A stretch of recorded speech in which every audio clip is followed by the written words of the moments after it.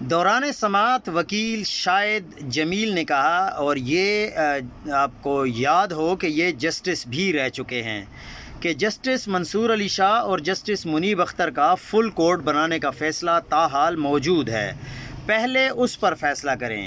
جس پر جسٹس امین الدین نے کہا کہ ہم اس وقت آپ کے اعتراض سن رہے ہیں، جبکہ جسٹس جمال مندوخیل نے استفسار کیا کہ آپ کی آئینی ترمیم کے خلاف پٹیشن الگ ہے۔ وکیل شاہد جمیل نے موقف اپنایا کہ ہم نے پریکٹس اینڈ پروسیجر کمیٹی کے فیصلے پر عمل درآمد کی استدعا کی ہے۔ کمیٹی نے فل کورٹ بنانے کا حکم دیا تھا جو تاحال موجود ہے، اور اس فیصلے کو کہیں چیلنج نہیں کیا گیا۔ انہوں نے استدعا کی کہ پہلے اسی فیصلے کے حوالے سے دلائل دینے کی اجازت دی جائے۔ ججز کے مابین مختصر مشاورت کے بعد جسٹس امین الدین نے کہا کہ ہم آپ کو آخر میں سنیں گے۔ جسٹس جمال مندوخیل نے استفسار کیا کہ آپ باہر جا رہے ہیں، کب واپس آئیں گے؟ جس پر وکیل شاہد جمیل نے کہا کہ وہ 2 نومبر کو واپس آئیں گے۔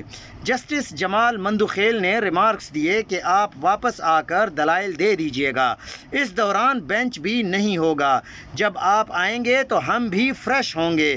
جس پر شاہد جمیل نے مسکراتے ہوئے کہا کہ میں تو اب بھی فریش ہوں۔